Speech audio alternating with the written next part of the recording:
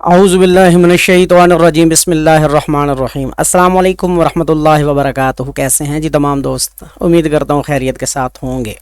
आज इंतहाई important day, CPI का डेटा रिलीज़ होना है और आज हम देखते हैं कि गोल्ड हमें किस तरफ सेल या बाई की अपॉर्चुनिटी देता है। तो सिंपल सा एनालिसिस होगा, इतनी लंबी वीडियो नहीं है, लाजमी इसको पूरा वॉच कर लीजिएगा। और अगर आपने चैनल को सब्सक्राइब नहीं किया हुआ तो सब्सक्राइब ज़रूर कर लें और कमेंट में अपनी राय का इज़हार ज़रूर किया करें, जिससे मोटिवेशन मिलती है और मतलब काम करने में मज़ा आता है। तो शुरू करते हैं एनालिसिस। मेरा नाम ज़हूर अहमद दानिश और आप देख रहे हैं मेरा यूट्यूब चैनल फॉरेक्स एक्सपर्ट। इस वक्त मेरे पास ओपन है H4 का चार्ट। ओपन करते हैं जी। H4 के चार्ट में कुछ चीज़ें देखते हैं कि मार्केट क्या चीज़ हमें बता सकती है। तो इसके लिए हम क्या करते हैं कि सबसे पहले अगर हम इसको जूम आउट करके देखें तो हमें यहीं पर जो सबसे पहले जो चीज़ समझ आ रही है वो यहाँ पे हम एक हेड एंड शोल्डर टाइप हमें एक इशारा मिलता है, जो इस चीज़ की निशानी है कि मार्केट उम्मीद है कि अपने इस एरिया से ऊपर नहीं जा सकती। ये 2395 का एरिया आप कर लें कि मार्केट को यहाँ से ऊपर नहीं जाना चाहिए। अब हेड एंड शोल्डर को देख लेते हैं कि कैसे है। मार्केट ने एक हाई बनाया, फिर लोअर हाई बनाया, फिर हायर हाई बनाया, फिर लोअर हाई और यहाँ पर एक हेड का साइन बनाया।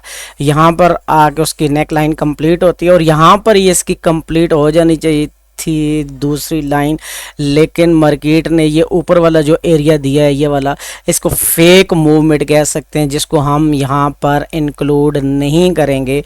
और ये वाला जो एरिया है ये वाला ये लाइन, ठीक है, तो मार्केट को पॉसिबल है कि यहीं पर दोबारा टच करे और फिर एक लंबी सी स्पाइक ले, जहाँ पे मार्केट थोड़ा सा स्लो कर देगी वो सीपीआई की वजह से, और फिर मार्केट यहाँ पे स्टे करने के बाद अपने एसी लेवल के ऊपर आ जाएगी जहाँ से मार्केट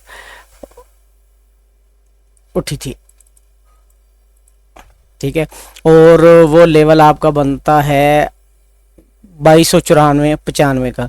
मार्केट इस बार 2300 की तरफ आएगी तो फिर मार्केट ने रुकने का नाम नहीं लेना बिल्कुल भी। तो इसलिए कोशिश कीजिएगा कि अगर मार्केट सेलिंग की तरफ मोमेंटम अपना बनाए तो वहाँ से कोशिश कीजिएगा कि दरमियान में बाय ट्रेस करने की ज़रूरत नहीं है जब तक किसी ऐसे लेवल पर आपको कंफर्मेशन ना मिले जो कि इंतहाई इम्पोर्टेंट कंसीडर किया जाता है। और वो लेवल आपका रहेगा, वो पहला लेवल आपका रहेगा 2332-34 का और दूसरा लेवल आपका रहेगा 2308 और 9 का। ये दो लेवल ऐसे हैं जहाँ से मार्केट मुमकिन है कि रेंज भी कर सकती है और सेल बाय की पोजीशन भी यहाँ से बना सकती है। मुमकिन है कि यहाँ से अगर ऊपर उठती है तो फिर यहाँ से ऊपर भी जा सकती है।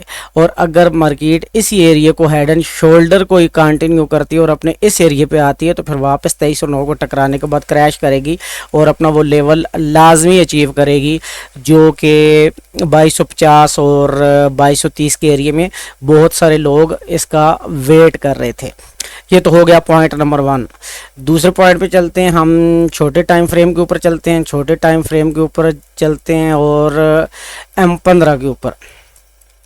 M15 पे जाकर अगर हम देखें तो यहाँ पे एक छोटा सा चैनल ड्रा करते हैं और यहाँ से अगर हम देखें तो मार्केट एक चैनल के अंदर हमें रेंज करती हुई दिखाई दे रही है और इसमें ये मुमकिन है कि मार्केट सीपीआई पे सेंटर लाइन को 2360 और इस एरिया को टच करे और वापस अपनी इसी को जो अभी सपोर्ट है इसकी वो रेजिस्टेंस बन जाए 2370 और यहाँ से 2370 को टकराने के बाद अपना न्यू लो लगाएगा जो मिड टर्म लो होगा 2340 का एरिया। मुमकिन है कि मार्केट आज लगा सकता है, लेकिन चूंकि चैनल के अंदर ही रहेगी मार्केट, हो सकता है बाद में ब्रेक करे, लेकिन आपने आज के दिन के लिए जो फोकस करना है वो 2342 का एरिया ही जहन में रखना है। 2342 से ज़्यादा कोशिश करें कि मार्केट को होल्ड ना करें। अगर मार्केट आपको यहाँ तक प्रॉफिट देती है, एसएल के लिए तो हमने आपको पहले ही बता दिया कि आपने अपना ऊपर वाला लेवल जो भी है 2395 से ऊपर कोई भी आप अपना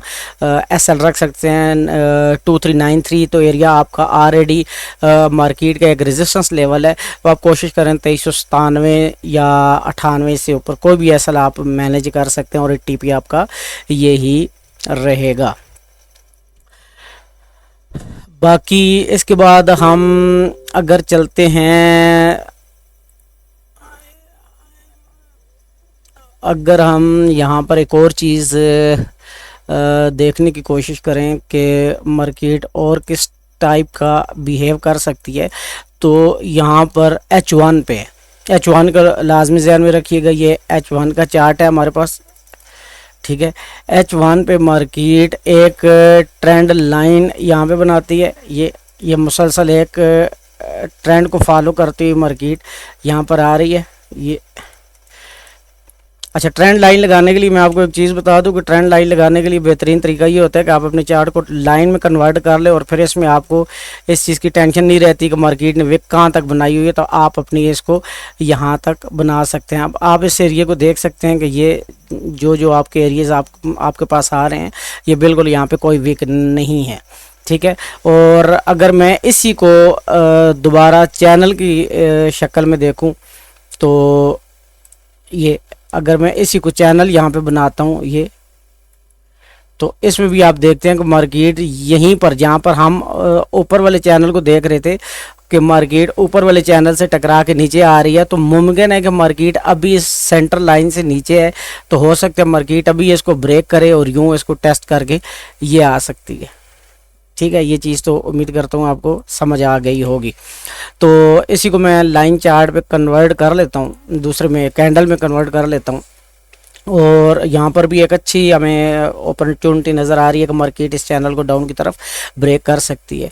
और अगर इसी को मैं, जिस तरह मैंने ट्रेंड लाइन की बात की है, तो ट्रेंड लाइन को अगर देखा जाए तो मार्केट यहाँ पर इस ट्रेंड लाइन को तो हर सूरत में टच करेगी, जो कि आपका 2362 और 63 का एरिया बनता है। और अगर मार्केट इसको ब्रेक करती है डाउन की तरफ, तो फिर एक अच्छी सेलिंग आप इस मार्केट के अंदर देख सकते हैं। लेकिन अगर मार्केट ये ब्रेक नहीं करते, जो इम्पोर्टेंट चीज़ मैं आपको बताना चाहता हूँ और वो ये है कि अगर मैं इसी ट्रेंड लाइन को यूँ बनाऊँ, तो ये एक बुलिश पीनट टाइप भी बन रहा है। तो बुलिश पीनट जब भी बनता है, बुलिश पीनट जब भी किसी मार्केट में बनता है, तो मार्केट इसके अंदर यूं इस तरह रेंज करती है, और अगर बुलिश पीनट है तो ऊपर की तरफ मूव करता है, और अगर ऊपर से मार्केट डाउन की तरफ आ रही हो, ऊपर की तरफ से मार्केट अगर डाउन की तरफ आ रही हो और इधर आके बन जाए, तो फिर अपने उस एरिया में सर्कुलेट करने के बाद मार्केट डाउन की तरफ आती है।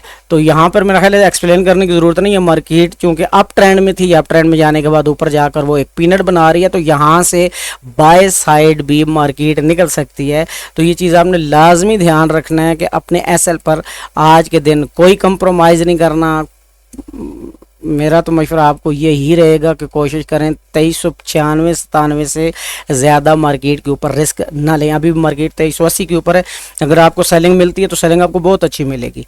लेकिन अगर आप किसी जगह पे फंस गए, एसएल ना लगाया, तो फिर आपके लिए मार्केट को संभालना बहुत ज़्यादा मुश्किल हो जाएगा।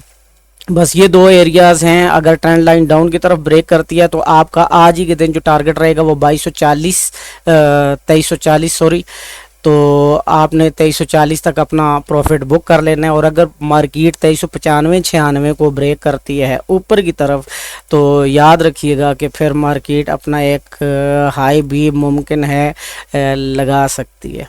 तो ये था आज का सिंपल सा एनालिसिस सीपीआई के हवाले से। अपना बहुत सारा ख्याल रखिएगा। अगर आप हमारी ब्रॉडकास्ट टीम ज्वाइन करना चाहते हैं, तो व्हाट्सएप नंबर पर हमारी टीम से रब्ता करके ब्रॉडकास्ट टीम ज्वाइन कर सकते हैं, जहां पर आपको डेली बेसिस पर सिग्नल दिए जाते हैं और आप 100% प्रॉफिटेबल ट्रेडर्स में इंशाल्लाह शामिल हो सकते हैं। लाइफ टाइम ऑफर है, कोई मंथली फ़ीस नहीं है, आपको सिर्फ 1 टाइम फ़ी पे करना होती है और फिर उसके बाद आपको लाइफ टाइम ब्रॉडकास्ट में ऐड कर दिया जाता है। अपना बहुत सारा ख्याल रखिएगा। मिलते हैं फिर किसी नेक्स्ट वीडियो में। अल्लाह हाफिज़।